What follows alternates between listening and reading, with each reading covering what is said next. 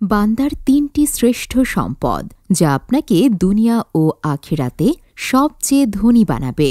পবিত্র কোরআন এবং রাসূলুল্লাহ সাল্লাল্লাহু আলাইহি ওয়াসাল্লামের অসংখ্য হাদিসে বলা হয়েছে, আল্লাহর পথে সম্পদ ব্যয় করা আমাদের দায়িত্ব। তবে সম্পদ জমা করার ব্যাপারে উৎসাহিত করা হয়নি, বরং তিনটি সম্পদকে শ্রেষ্ঠ হিসেবে উল্লেখ করা হয়েছে, যেগুলো বান্দার জন্য অমূল্য সম্পদ এবং এগুলোর সংরক্ষণ করা ও যত্ন নেওয়া অত্যন্ত গুরুত্বপূর্ণ।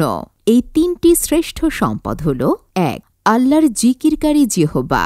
যে জিহবা সর্বদা আল্লাহর জিকিরে মশগুল থাকে, সেটি একজন মুমিনের জীবনে অমূল্য সম্পদ। এই জিহবা আল্লাহর সন্তুষ্টি অর্জনের মাধ্যম এবং বান্দার ঈমানের প্রমাণ। ২. কৃতজ্ঞতাশীল অন্তর। যে অন্তর সর্বদা আল্লাহর প্রতি কৃতজ্ঞতা প্রকাশ করে এবং শুকরিয়া আদায় করে, তা দুনিয়া ও আখিরাতের জন্য অমূল্য সম্পদ। কৃতজ্ঞতাশীল অন্তর আল্লাহর রহমত ও নিয়ামতের প্রতি সন্তুষ্ট থাকে। ৩. ধার্মিক ও সহযোগী স্ত্রী। একজন মুমিন স্ত্রী যিনি তার স্বামীর ঈমানের ব্যাপারে সহযোগী হন এবং দুনিয়ার কাজে তাকে সমর্থন করেন, তিনি একজন পুরুষের জন্য দুনিয়ার সর্বশ্রেষ্ঠ সম্পদ।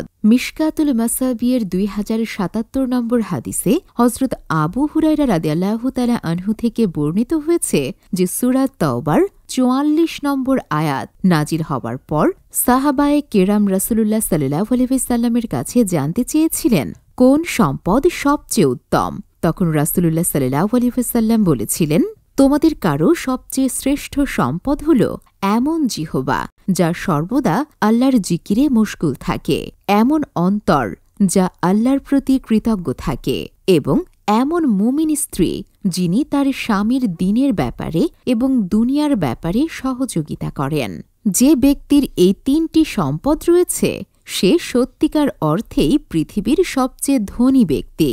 সুতরাং আমাদের উচিত এই তিনটি গুণ অর্জন এবং তা সংরক্ষণ করার চেষ্টা করা।